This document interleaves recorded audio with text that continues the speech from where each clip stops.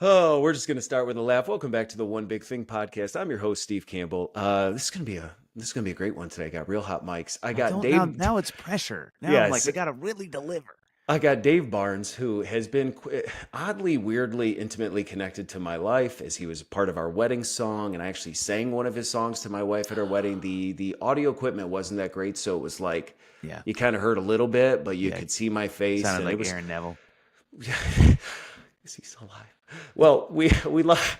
What a great what a great musician. The One Big Thing is an interview style show. So I reached out to Dave on a number of occasions, and he was gracious enough to finally come on. And, preparing for a show, you do your own research. And I thought I could do the standard. Dave Barnes, tell me your one big thing, and we can spend 30 minutes unpacking it. But I also just thought, let's just have a lot of fun and Let's have a just get in there and conversation get weird. today. Yeah, So Dave is a singer-songwriter. He has produced multiple albums. I've seen him multiple times in concert, but he also hosts the Dadville podcast with his good co-host Jon, where they talk about life and parenting and being a dad and what it's all about. So he's got a little bit of music, a little bit of stand-up.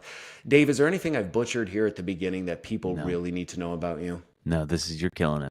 You're killing Okay. it. Well, as I told you, I prepared for This Is It by Kenny Loggins. And so I was doing my own Michael McDonald and you did yours.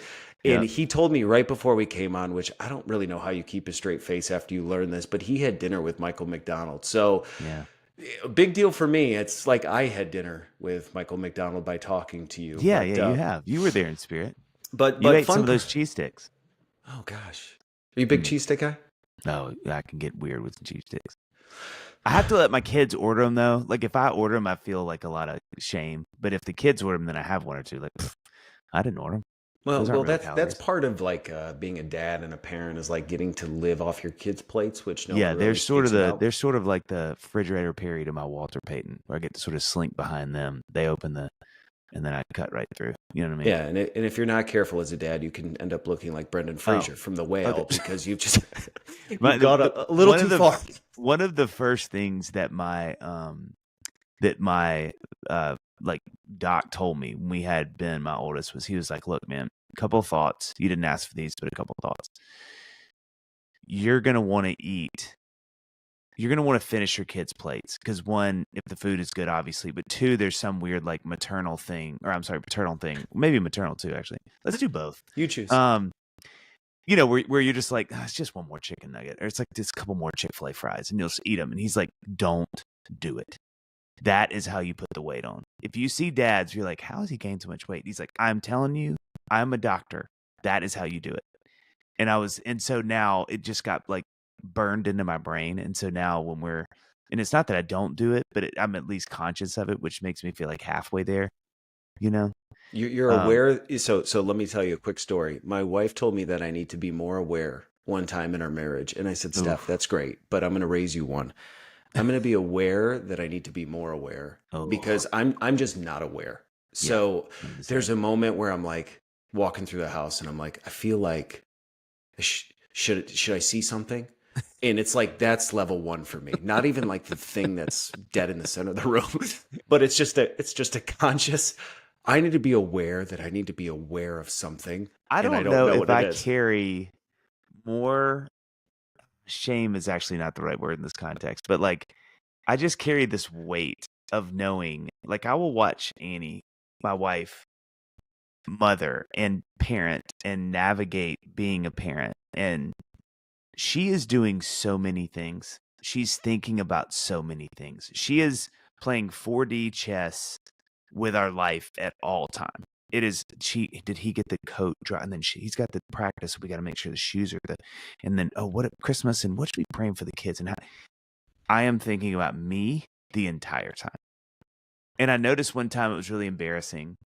My buddy and I, who's a dear friend of mine, he was talking about he and his wife kind of having their like yearly sort of like big sit down download. It's like, and he said something that was he didn't even know that. I don't even know that he knows that it hit me this hard. But he was like, we were sitting down and just kind of like talking. Like she asked me how I was doing. And I was talking about the kids, and I was like, I think every time Annie has ever asked me, what he was thinking about.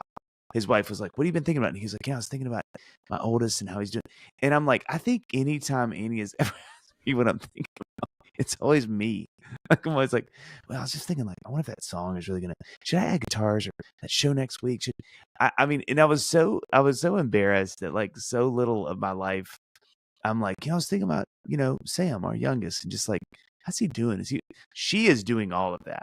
I am just so lost in Dave world. It's really, to your point about being aware, I'm just like, it is something I know so acutely about myself, but it's so hard to change. It's like, she has taught me, if Annie has taught me anything, she's taught me selflessness and other centeredness. But I'm just so bad at it. I'm just unbelievably bad at it.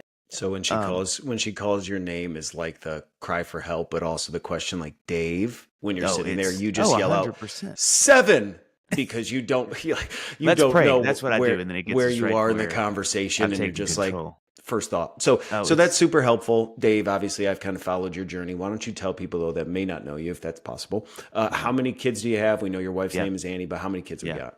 We got 3 kids. We got 7th grade, 4th grade, 2nd grade. Okay. Boy, Well, girl, boy. you said your oldest name is Ben. Ben, yeah. Okay, so I got to give a shout out to my dear friend Ben Thomas, who actually introduced me to Until You 14 years ago, maybe the EP version. And I was like, you got to listen to this guy. And I got together with him a couple weeks ago. When this comes out, it'll be in 2025. So newsflash, you can record a podcast anytime you want. But we had gotten together for Thanksgiving, and we live 4 hours apart. So we meet every Thanksgiving at a jump park for our kids. And it's 2 hours in between us. Yep. You were there.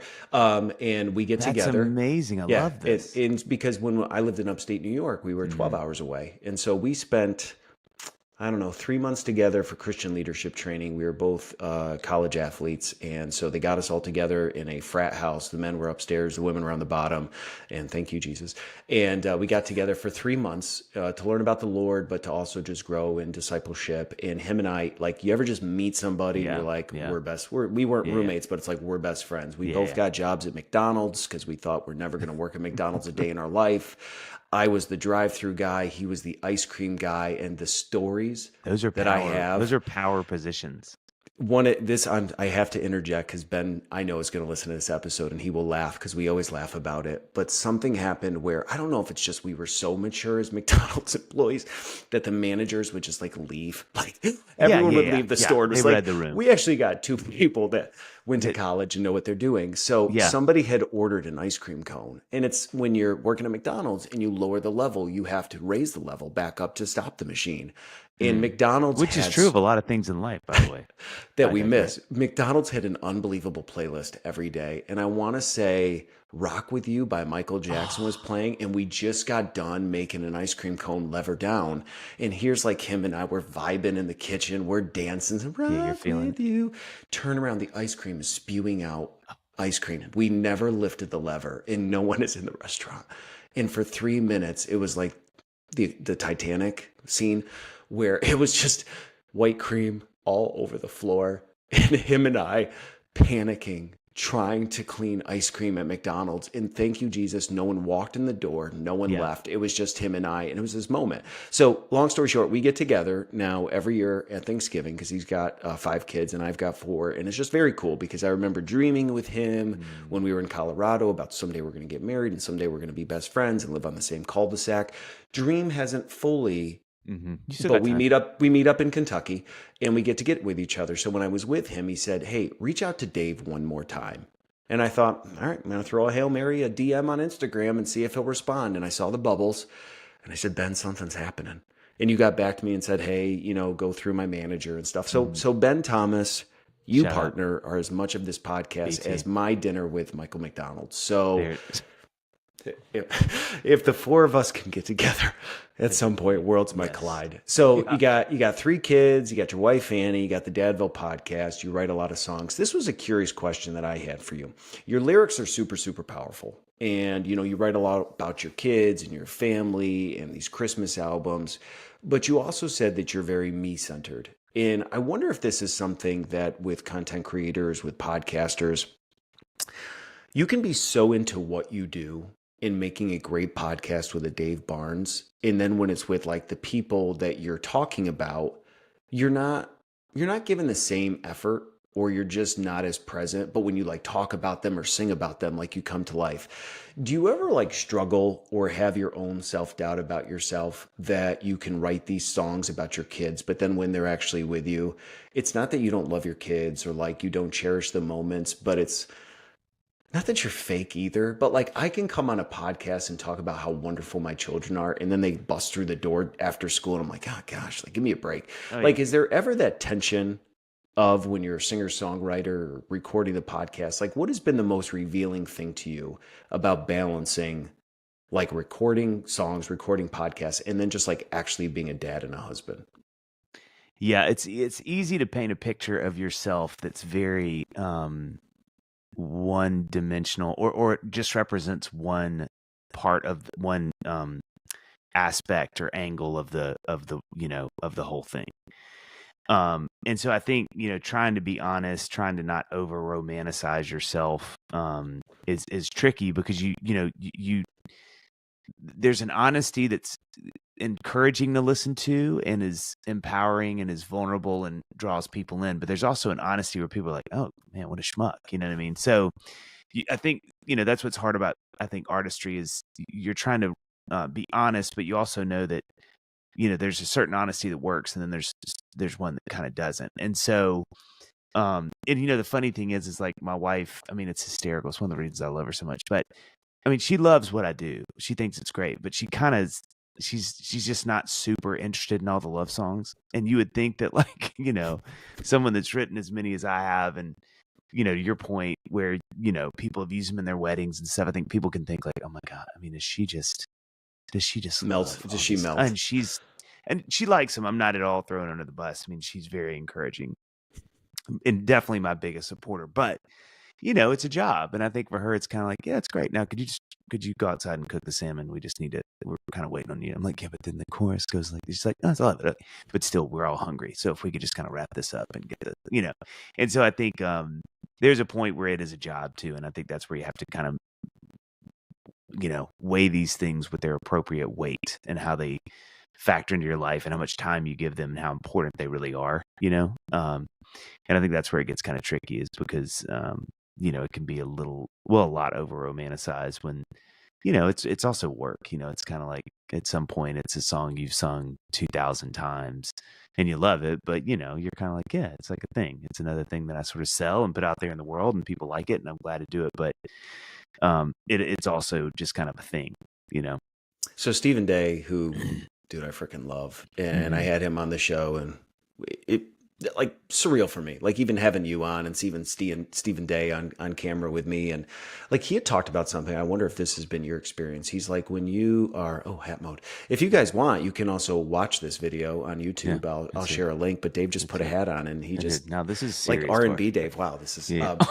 but R&B Dave. that's you missed your calling. Wow. But Steve was like, Steven, sorry, wrote, he said the one thing about when you write songs is when you write them, they're yours and nobody knows about them. And then you Mm, release them into the world, yeah. and like they do really well, but it like loses the magic of when you were writing it, nobody knew. And Yeah. should you add more keys or should you add some synth, which Phil Collins, thank you for Yeah, he bridging the is gap like for all of us. always. But I wonder if like that's for you. And I was thinking about leading up to this show. I'm getting ready to see you again in concert, and you're going to sing songs that you've sung in other places, and it is work. Does it ever lose its luster in the sense of like, do you have to work yourself up to go do a concert, or is it still every time you're getting ready to walk out on stage, you're just like, this is my life.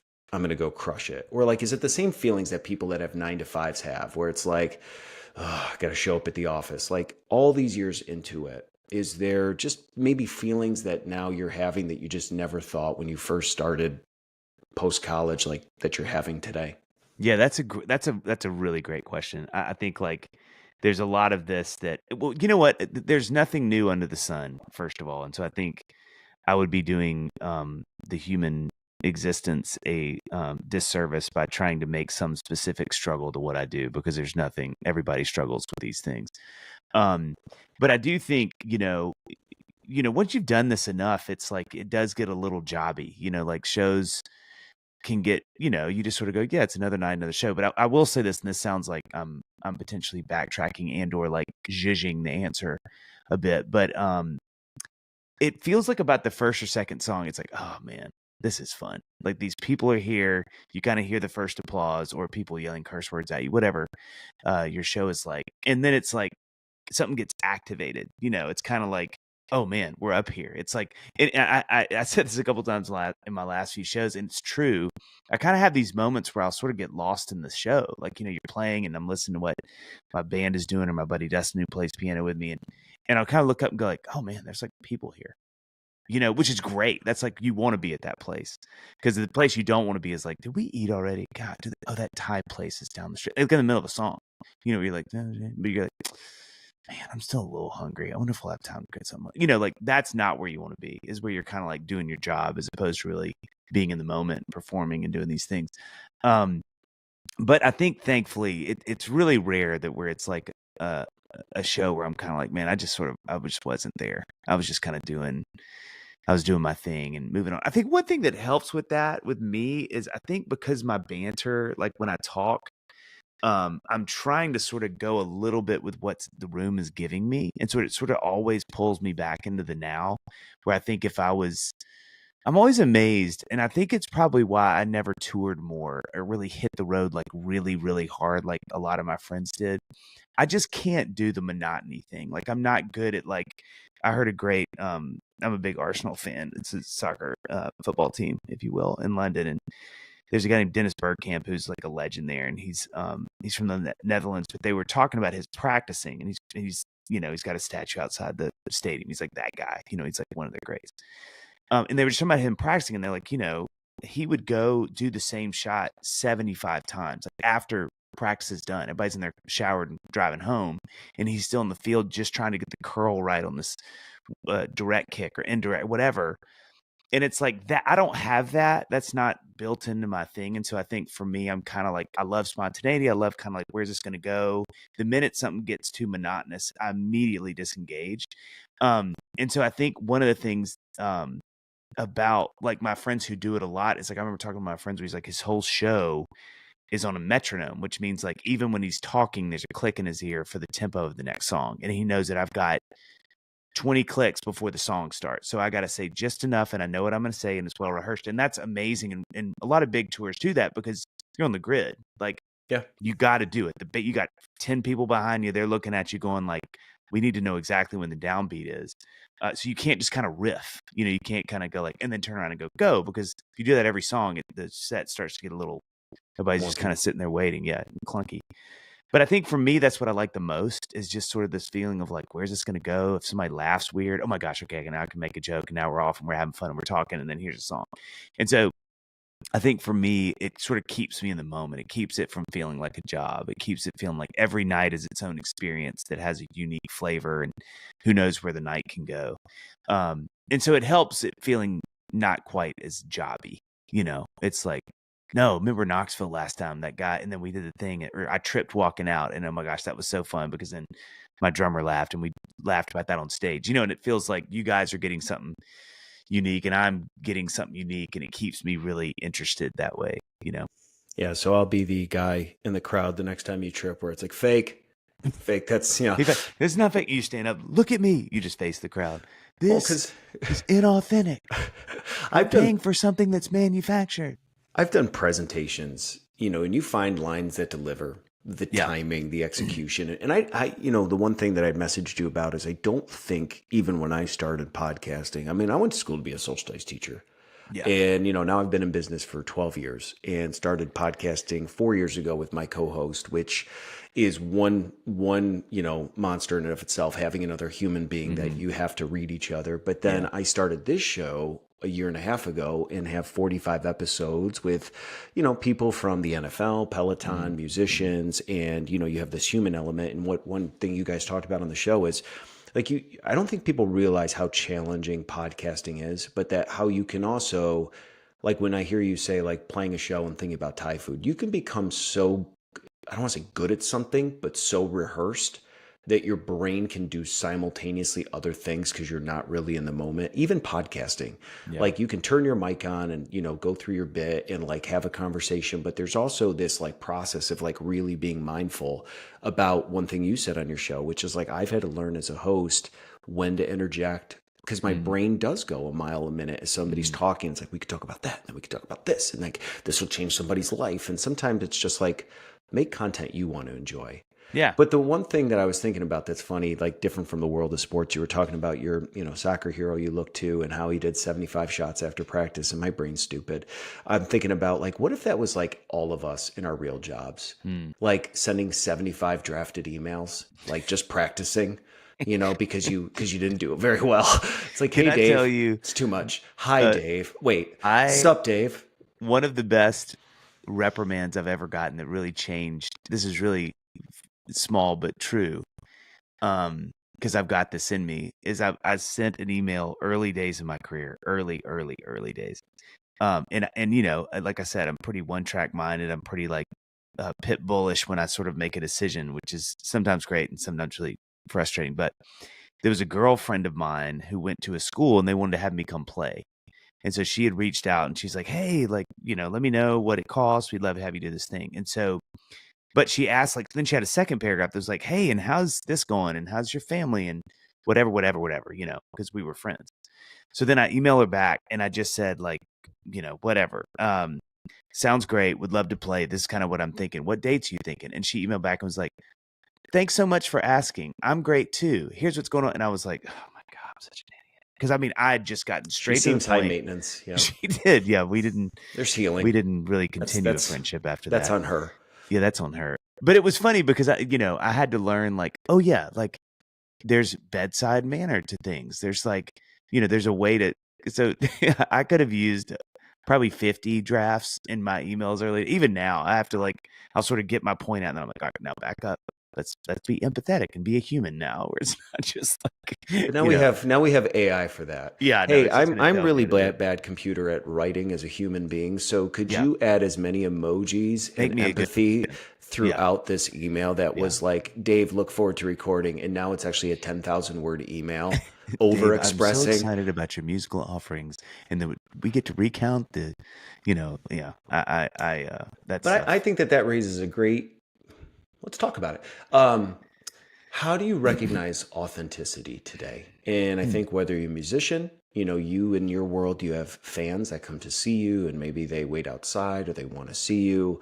So there's the balancing act between like, I'm privileged to be able to be a musician and play a show. And like, to me, in this moment, I'm the world to this people. So how much of myself do I give away versus like, I'm also tired. But then just like in your world, doing podcasting and interviewing people from, I saw Chris Kirkpatrick on there. I saw Shane and Shane. I saw a lot of people that I was like, man, I love these people.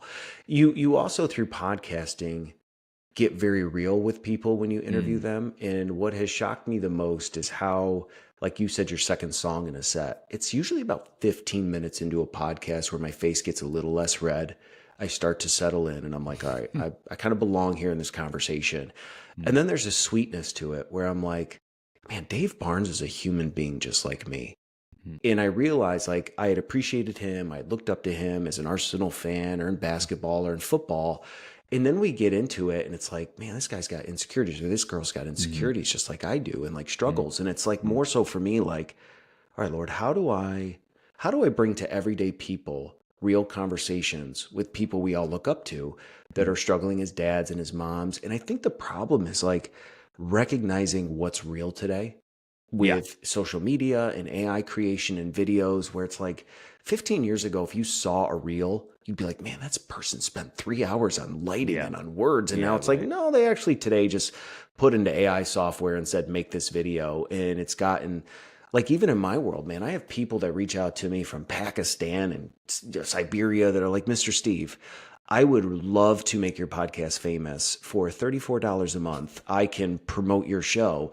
And then like I've had people on and other guests and like you see things they post and it's like 60,000 hearts and you're like, dude, what's the deal? How did you all you said was like turn the page and like Mm, all these people liked it and it's like, well, I pay for yeah. distribution. I pay for people to like it.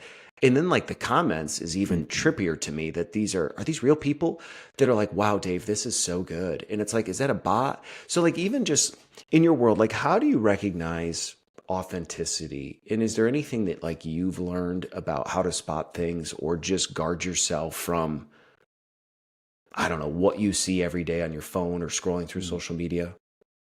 Yeah, I think we have to remember that we live a real life as a real human. And Hmm. so what we put up or sort of make people believe about ourselves or the success you're actually having is great, whatever the level that is or how much of it is manufactured or not. But at the end of the day, you have this life you're living. You potentially have a spouse, you have kids. And so that's really what people are that's really what you're dealing in is the real human existence. Like, Hmm. how is my relationship with my wife? How is my relationship with my kids? How is my relationship with my dear friends? How is my relationship with my church? How is my these things that actually have value, that actually have like real, I would argue, kingdom value as opposed to the fake kingdom stuff. And so I think, keeping a sort of like eye on how those things are going, is sort of like, to me, always been paramount, as opposed to the stuff that feels great, or a song really connects, or a show goes really well, or you sell out a show or whatever. And those things are great, but that's not real stuff. Hmm. That's not stuff that you take with you, or that you leave behind, is probably the better way to say it. Um and so, and I think too, there's a quote, it sort of deals with the question you're asking, but I say a lot. It's one of my favorite quotes. Whenever we come together sharing our strengths, it breeds competition. But whenever we come together sharing our weaknesses, it breeds community. Hmm. And so I think if you're looking for authenticity, it's usually surrounded by people. You'll Hmm. find that people that are authentic tend to have communities around them, because that's how authenticity usually works. And I think the stuff that's not really authentic, you'll sniff it out pretty quickly because there's not people around it. It's either cults of personality, which is not real real community, or it's people faking it.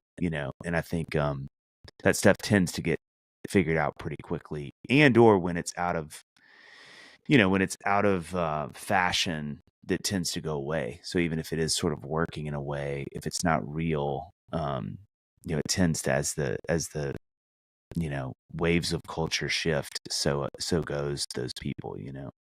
Well, how about for you and Annie? Because obviously, with your life being in the spotlight, I think there's a lot of people. When I look at the demographics of my listeners, I basically built this podcast to encourage myself, and I've said that Mm, since I started. That there was the weight of fatherhood, the weight of what I do on a day to day, being a husband, and feeling like my heart is to encourage people. And mm, it's I'm the person that the Lord puts somebody in my heart, and I text them, and I'm like, Dave, thinking of you today, praying for you. And I'm usually the one doing that. And mhm. like, it's nice when you hear it back, but I know that's the heart the Lord's given me. And sometimes you just feel the weightiness of all of these roles that you're just like, man, am I even good at any of this stuff? And so I thought, you know what? There's got to be other people that also feel this way. And so this show was more therapy for me, but to like interview people Mm. and talk to them about, their shortcomings and what they're learning. And I think what's interesting is you say like community and real community. I think there's so many people that are in their 30s and 40s that desire authentic community, but don't always know where to find it. And maybe they have it seasonally or through their kids sports or whatever. But for somebody like you and with Annie, because you're a recording artist, people know your face, is it easier or harder to find community for you? And is there like anything that's helped? Because when you're also a couple, like you got to jive with the other couple. I don't know if you've ever Mm, had an experience where like your wife really connects with the mhm. wife, and then the husband is like, I hope we don't ever see each other again. Like, but you don't want to say that out loud because it's really Yeah. inappropriate. But like, I love this idea of finding community. And I think there's people that would raise their hand that say, I would love to have other humans that I could Mm. have like real life with. Is there anything that's been challenging to you being in the spotlight, or you and Annie, about like choosing who you allow access into you and your family? It's funny. I think, well, it's probably a few things. One, I think I have always really fought hard against celebrity. I've never been successful enough to really have to deal with that on a mass level. I mean, I have my versions of it, but um I just, I think I am, so some of it is natural. I think I'm just a really normal guy. Like, I really mean that. Like, I don't, you know, have some talents and things that are really fun, but I don't I don't it makes me so uncomfortable when people are uncomfortable around me. And so I usually try to make people feel comfortable. Like I want to be personable. I don't ever want. I told somebody in like the first interview I ever did as a musician that my goal was to um try to be the everyman. I just don't. I've never had any interest. In my darkest hours, I have extreme interest in being really cool and like the coolest guy in the room. But I think in my sort of waking normal hours, I'm like, I just really want to be personable and kind and easy to talk to. That's my Mhm. hope. And so again, I've never had the kind of fame where that's really been a struggle. But I think even in the moments where that does sort of raise its hand, I'm like, I kind of want to be the guy that when people leave, they're like, God, he was like really normal, sort of underwhelmed, like in a really wonderful way. Not like, God, everything he said was so profound. Or like, we laughed the entire time, which maybe those things happen. I don't know. But I think for me, some of it is natural. And then I love people. I'm extremely extroverted. What maybe a good way to say is I'm gifted with a lot of things that kill fame. I've been gifted with a lot of things that sort of cure the fame bug, which is I actually really like people. I actually really love talking to people. I like people feeling comfortable when they're around me. And I think I smell my own, enough to know like this is going to be the shortest dig you've ever had on trying to unearth some amazing thing about me because you're going to realize in the first 2 shovel loads, like, oh, this is just like all the dirt everywhere else. There's no dinosaur bones here. It's just going to be more what we find in everybody else. And so I think that's some of it. And then 2, I think I really try to live a life that's extremely wide open and available. And, you know, yeah, it's like, it's funny to me because like every now and then I'll be talking to a dad at our school and I know all of them really well. That'll say like, dude, my friend sent me a video of yours the other day and it really made me laugh hard. And I can see in that moment, they're like, oh yeah, you like do this thing. And I'm like, oh yeah, I do that thing, I guess. And they're like, and then we talk about something else or whatever. We talk about that, whatever. But it's fun because I like that. I like that people every now and then go like, hey, like, I know you do music. And I just want to say it out loud. Like the show, we went to the show. It was good. I'm like, oh, that's great. Y'all came. And it's not like, dude, I don't want to bother you. I know you're with your children. I'm like, that's for my friends, Yes. especially in our community. And so, even as we picked the church that we went to back in the day, some of it for me was knowing like these people don't have a clue what I do. I had a woman one time, it was one of my favorite interactions in my adult life. This sort of elderly woman walked up and said, so Dave, what is it? Tell me, I was ushering at the church, and she said, so Dave, tell me about you. Like, what do you do? And I was like, oh, I do music. And she's like, oh my gosh, how's it going? And I was like, it's going pretty well. And she's like, good for you. And I was like, I love that so much. Instead of, being somewhere at a church where people are like, oh my God, they're getting quiet and they're sort of looking and they're like, oh my God, can we just get a picture? Which is fine. I love that. But I think, In a Andy and church? I, Come on. Is that yeah, is it's that just is like, that hard for you though, balancing? Like I remember one time my brother got invited to SNL because he had won a skit where he geez. acted as Chris Farley, and I don't know what you're. And so they invited him out to SNL, and he met Jeez. one of the cast members that he had thought was hysterical until he actually like met him, and Hmm. was like, absolutely not.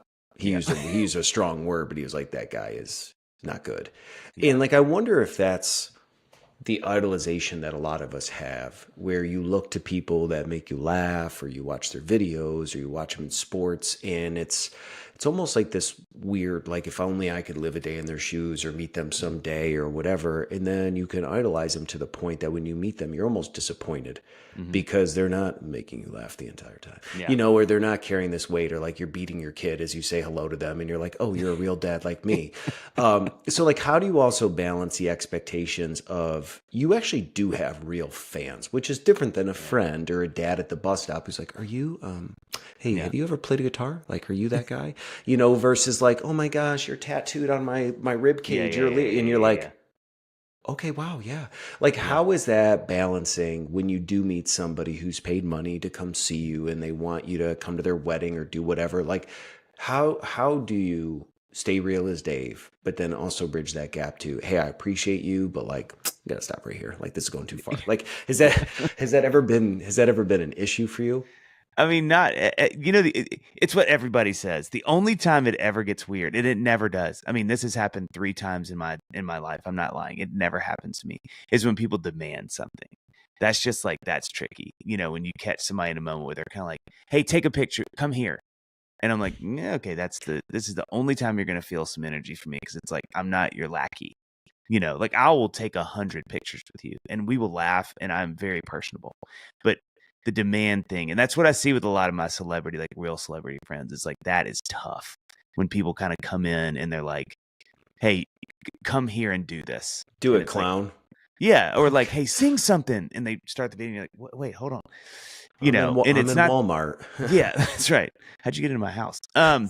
So I think like, and again, it never happens. I tell, and I mean this, this sounds insincere, I think in some ways, but I really mean this. I have the greatest listeners. I don't know how I lucked out with such wonderfully normal people. Um, I never have weird interactions. Like it's just like your manager vets all of them. So. he does, and he's put the Thanks, other buddy. ones down. But you know what I mean? It's like it's just I don't know if it's just like calls to like, and they see me and they're like, this guy just seems like a really normal guy, and I'm like a pretty normal guy, and I like his music. But I just don't I do not have interactions with people where I ever have to be like, this is weird, or like grab the kids and go, I'll handle this one. It's like that just never happens. So you've never had a show where like you finished and walked outside and everyone was goth and it just like really like how'd you guys all become? We need some of your blood. And you're like, that feels a little intense. Take a picture. It's kiss my wife, and I'm like, yeah, it feels maybe too much. Yeah, no, it's just not. I think you have to be sort of a certain level of celebrity for people to really. You know what I think some of it is. This is another thought for you in that space. I think extreme talent, giftedness, whatever you want to call it. I think this applies to LeBron. You could say this about Ed Sheeran. And it's not. I'm not just saying they're like the GOATs. I'm just saying anybody that really has been given a really substantial gift. It reminds us of the divine. So when we see it, it transports us. When we hear it, it transports us. And it feels divine. We are out of ourselves. We feel emotions that aren't everyday emotions. These surge of things. It could be, for me, watching some guy play soccer, and every touch is perfect, and his creativity, and I just feel I'm out of myself. I'm having a moment of like slight teleportation to a place, And so I think what happens with celebrity is we assign them these divine places, giftings, gift sets, like, and so and when you feel that way, you want more of it. Yeah. Because it's amazing, that feeling. And so I think what happens is we can kind of approach these people and sort of go like, hey, like you got to make us feel this way because you can make us feel that way.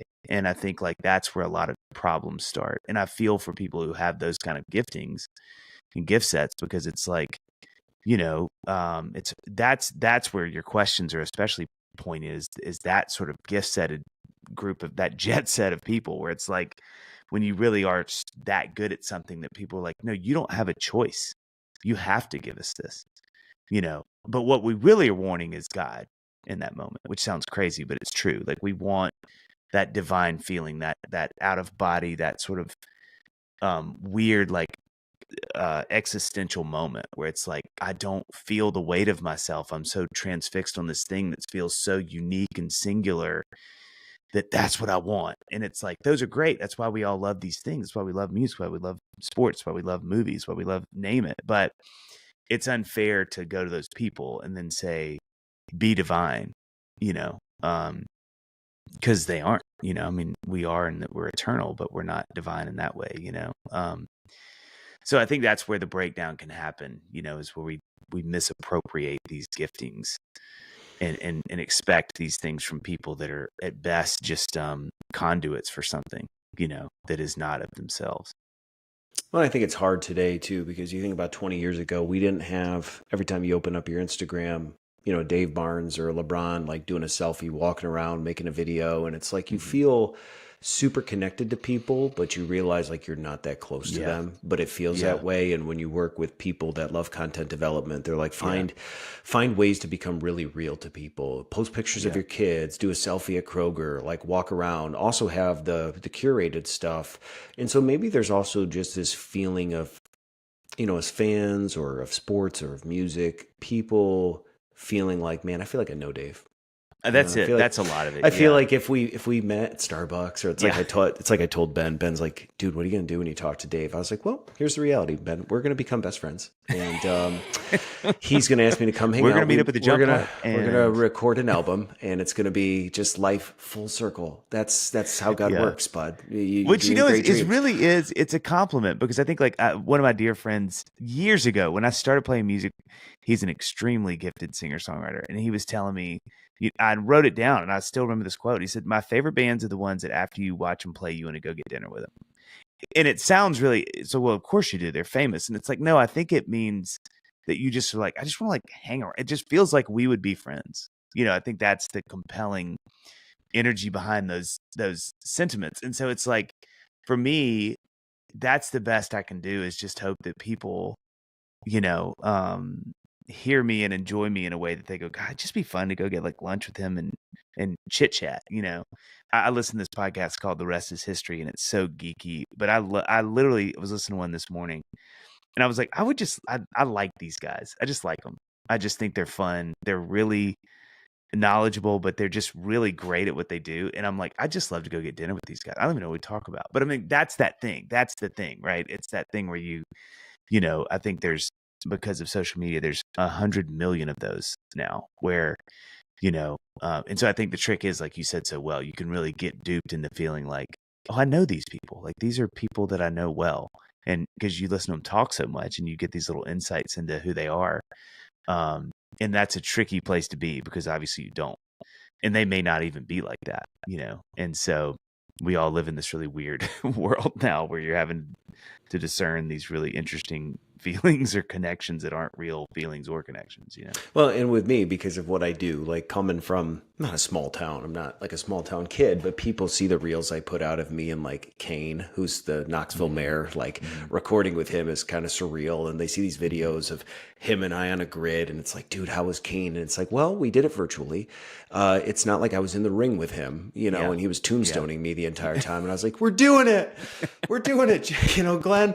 But like, you have these moments, and I was laughing because, again, at the time when we're recording this, I was watching Hallmark with my wife, and one of my first guests was Bradley Rose. He's one of the leading Peloton coaches, and was my first international guest. And I remember we were chatting on Instagram, and I told him how much he meant to me, and he was like, "Thanks, mate." Or that was more Australia. Sorry, I missed that one. Sorry.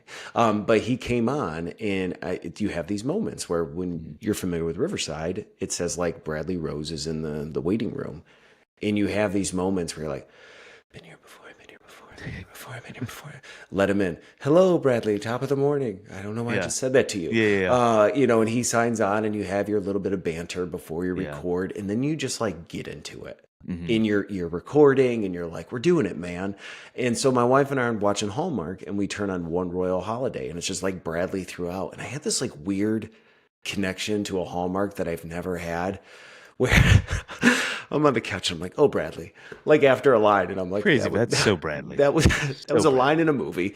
And my wife's like, "What are you doing?" And I was like, "I don't know, man. Life's fun." Like, I would have never imagined 15 years ago that you and I would be connecting, or Kane and I, when I was watching Raw as a kid. And it's just like, sometimes I had to tell you this funny story, that my brother's also a musician and played at a Speedy Fest up in upstate New York. And this was at the time that Brooke Hogan was like coming on the scene, Hulk Hogan's daughter. I forgot about that. And it was a short run. And she was playing on stage as like the main headliner. And so I used to travel. I have two older brothers. I'm the baby. I used to travel with my middle brother all the time, and just so many fun stories of being on the road with him. And he's like, "Dude, you want to come like be behind the tent with me?" And I was like, "Yeah."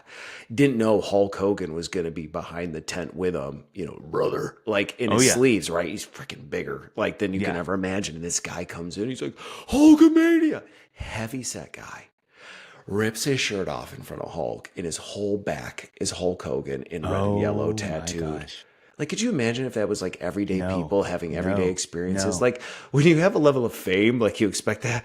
But could you just imagine the everyday guy? Like, you're an IT worker and somebody runs up and it's like, Thomas! And it's like your picture. Like, the idea Bro. of fame and meeting people is super surreal because when you get to do it, I think sometimes with myself, like you expect, like, okay, this episode's going to take off, it's going to do really well, everyone's going to give me so much feedback. And I had a conversation with the Lord the other day. I was like, man, Lord, I expected, from that episode certain things to happen. Like, did I do it wrong? And he was like, well, you got to talk to him. Hmm. And I have to like stop and be like, that's true. Yeah. Like, Yeah. I want the thing, like if you do a song, like you want it to take off, but you got to write it. And for me, like if I look at my last year and a half of my life and NFL vets and people that I literally have no right being on camera with, if I think about it, I also though have to be careful that that doesn't become so awesome to me that the mundane becomes super boring. Hmm. And Oh yeah. not that your kids or your wife are boring, but when you are, doing a concert and your endorphins are going nuts and people are singing back to you, or you're making a podcast and you're vibing with a guest and you're like, we really are best friends. And then you get off and you go back to life outside of this office and you got to go meal prep, you got to go clean, you got to go do laundry. It's really easy to fall into like, man, I just want to talk to Kane again.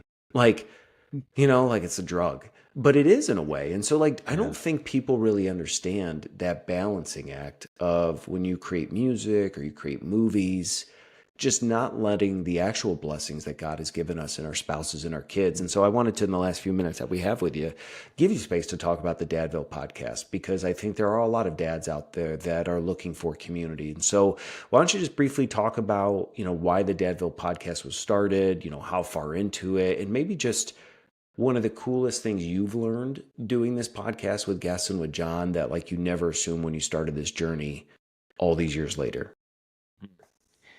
I'll say this really quickly though, to your point about the real world versus these other worlds we all live in. I think that's the thing. I don't know why we don't talk about that more. And we do on Dadville. We actually try to talk about this a lot. But like, so much of life as a parent is like really tough and sort of boring and annoying and frustrating and mind numbing. You know, I feel like this time of the year for Andy and I laugh, like it's just really hard. Like our kids don't have sports, and it's not like we're like a huge sports family, but they're all home right after school, and it gets dark at 4:30, and so and then you're just kind of going, and everybody's kind of, and it's too like we're in a weird. I assume you guys are too. We're in a weird cold snap right now, so it's Mhm. like 22 degrees outside, so you can't the kids don't really want to go outside and like run around. And so you're just kind of on top of each other all day. And Annie and I'll laugh because we'll find each other have snuck out. Like she'll be in a random room. Like, what are you doing? She's like, I just she's like reading a book. And I'm like, why are you reading a book in here? And she's like, I just couldn't do it. Or she'll be like, where have you been for the last few minutes? I'm like, sorry, I was checking Instagram. I said, yeah. It's like you just find like, and nobody wants to talk about that. Like a lot of life, a lot of it is that. It's like boring or it's like Well, now, annoying. you And know, Dave, I want to tell you this before electricity came out. Now you know why everyone died at 48. oh, they were like, Like I've it lived as wasn't much as I want to typhoid. live. It Yeah, wasn't typhoid. It I'm good. wasn't bubonic plague. It was Yeah. just, it's dark at 4 o'clock. I am bored out of my mind. Yeah, it's Let's time just to go. call it quits. It's been a good run. These 42 years have been a good run. I'm a great granddad. I feel great. Yeah, and so anyway, I think one, just to acknowledge that, I think it's okay. We have to do a better job, I think, as humans and as parents. I'll be more specific, and maybe as dads, of just being okay with like it's weird, it's hard, It's rough. it's a little boring, it's rough, right? Yeah. And I think never has life tried to sell us more that like everything is bigger and better. And as John Mark Comer says, up and to the right, we're all moving and we're getting better, we're better fit, and we have never had better relationships with our kids. And my wife and I are in great. It's like great, man, but like that's not real. None of that's real because so much of life is 4:17 on a Tuesday afternoon, and the sun is setting, and you're like, what are we going to do for the next 3 hours? That's life. That's But real life. even John's book that we are Yeah. reading as a team, The Ruthless Elimination of Hurry. I've read that book and felt borderline shame Oh yeah, no, you with the should way feel that shame. It's John shame writes, feeling. who's like, you should just Sabbath with Jesus. And I'm Yeah. like, I can't turn my brain off. Like, like I'm trying. And I think there's Yeah. so much information out there about how to be the best, how to get better, how to Yeah. improve. And it's like my phone, like literally now is like, I think trying to convince me to get off my phone because every fourth reel is like, stop scrolling. Oh, Micro scroll. And I'm like, do what? And then I'm like, screw this. Like, let's watch another video. And then again, it's like, stop scrolling and read books. And like, I think you are like, you're trying to survive. yeah. And there is definitely a huge difference between like I'm waving my hand, everybody look at me, I'm struggling so hard over here, and it's like, oh, I Yeah. care, like Yeah. so you're so strong, be brave, Yeah. and it's like, Yeah. actually, I just feel like there's a little part of me that like I don't know how to always turn on and activate, and there's so many resources out there, and John's telling me to not have my phone on me and sit in silence, and I'm like I'm trying so hard, and like I just want to love Jesus. Like at the Yeah. end of the day, I Well, just want there's to got love to be like Jesus. we just have to be okay with that. We have to be okay with what you just said so well. Like this idea that like I don't know what to do. I just don't know what to do. In this moment, I have no clue. And I think God's like, great, that's okay. It's Like let's perfect. talk about it. Let's pray about it. Or just like sit and not know what to do for a little while. Like it's not the end of the world. And so, but anyway, so your point to Dadville, it's been great. You know, we've done it for 4 years now. I think we have like 190 episodes or something now. And you know what you said so well. One of the things I enjoy about it the most is that I get to have conversations with people that I would really never intersect with in real life. And that is and I don't just mean Bruce Hornsby or, you know, Matthew McConaughey or some of these kind of high level whatever. It's, you know, authors that know a lot about kids and whatever. And so I think, or specialists on brain, how your brain works, you know, and it's just like, this is so fun to sit and get to hear people that I just wouldn't ever get to do this with, you know, and hear what makes them tick or why they're so good at something. And there's just so many times that I'll hang up from one of the episodes, you know, interviewing somebody and just think, God, that was really cool. Like what a cool thing to have intersected with that human for an hour. And, you know, maybe it'll happen again, maybe don't. And then it's even more fun when like some of those people end up becoming your friends or you keep in touch with them. And that stuff is just, You make albums with them? No, I'm you just know, kidding. you make albums with them at a jump park. And so, you know, I think that is something I really love. And then I think the other thing is I'm really proud that John and I get to put, it's not every episode, Lord knows, because some of them are just really funny and ridiculous, but that, you know, every now and then we put stuff out in the world. I'm like, I think I would actually recommend that episode to somebody because that person had such great Mhm. thoughts and great answers. And that to me, and I know John feels the same way, that's really cool. That's when I'm like, okay, we're actually potentially like doing something here as opposed to, you know, because some episodes are just really fun and silly and we laugh and whatever. But, you know, you have these moments where like, oh my God, that was incredibly poignant. Or like I learned something. And John and I have always said like our main reason for doing it is exactly what you said. It's just extremely selfish. It's just the fact that we get to sit and talk to people and we get to learn things. And then people are, you know, what comes of it is this hysterical byproduct of our selfishness, you know, just kind of like, well, we think that person's cool. And then people listen and go, we thought that was cool. And we're like, oh, well, good. But that wasn't really. Well, and I think when you podcast too, you know, like you had said with Annie and with my wife Steph too, it's like, you know, and she engages with an episode, she's, you know, trying to give me feedback like, hey, we're talking about being a parent on every episode. Right. And it's kind of like if Steph went on tour with me, every concert I did was like, hey, you keep playing the same set list Yeah. every city Yeah. you go to. Yeah. It's like, well, that's kind of the gig. Like Yeah. there's a balance between I want to be sensitive to the Holy Spirit in this conversation right now and like what's on my heart and bringing it to it, because then that's when, yeah, even if I've talked about parenting for 5 shows in a row, I have a random high school buddy that reaches out to me and is like, dude, you wrecked me. And I'm like, where? What did I do? And it's like that episode you did on depression. Yeah. Like I was crying. And you're just Yeah. like, all right, like that is literally That's what cool, this yeah. is about. And that's why you want to keep going. And so, you know, even just spending this time with you, and I think one of the things that I kind of struggle with too, which is like, how much do you share? Because when you have, don't call it God's favor, but like when God opens blessings to talk to a Dave Barnes, like there are a handful of people that really love your music. And first of all, I wanted to make sure we were actually going to record today. And before I was like, hey guys, I'm going on with Dave Barnes. And it's not I'm not doing it because I want them to be like, you are the man. But it's just like, dude, this is really cool. And I want you to enjoy this with me. And so like learning how to, because I record episodes now weeks in advance. It's like being a Marvel cast member. like I know the people I've had on and I don't want to tell anybody because like if it bombs or they email me Yeah. later and are like, don't post that episode, Yeah. I don't want to share certain things. But Yeah. there's this like also feeling inside of like, this is amazing. Like I Yeah. got to do this. And Yeah. when I get done, Steph will be like, how did it go? And it's like, well, I want to tell you everything. Sit down. Sit down. And I'll go through word by word what we talked about. But it's also just like my kids, when they come home from school, I'm like, it was good. But Yeah. inside, I'm like, it was amazing. Yeah. And it brings life to you. So just even balancing, you know, my brother was a big Bruce Hornsby fan, but like you have these people that in your wildest dreams, you would have never imagined. And this is what Stephen Day and I talked about. If I passed Stephen Day on the streets of Nashville, he might give me 2 minutes. You know, I'm not going to be like, dude, what's your one big thing right now? But he spent an hour with me and we laughed. And like, that's special to me. It's like a playlist that I'll forever have.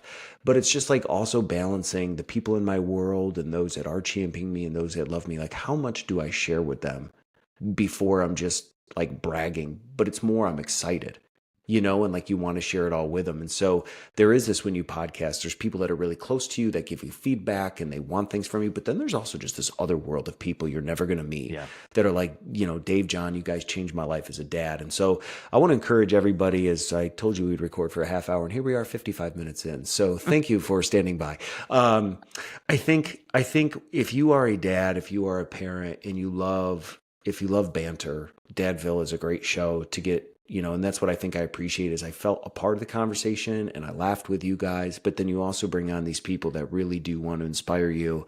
I want people to go check out your show. I think it's incredible. I think you're doing great work. So I'm just super blessed and fortunate that I had this time with you for just, I mean, how special you've been to my wife and I and the videos that we've watched over the years at Christmas time and, you know, laughed with you. And obviously we're going to be out seeing you at a show here soon. But, you know, is there any last, for those in case this ever, you know, might be their last stop, they just came to hear you, is there anything else that we didn't talk about that you want to leave people with before we bring an episode to a close?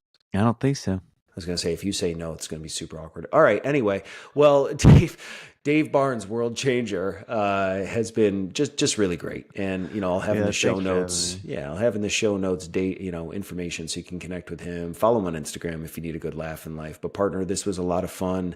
Wish you the best on Dadville moving forward and obviously with all the music too. Great. Yeah. Thanks, man. You got it, bud.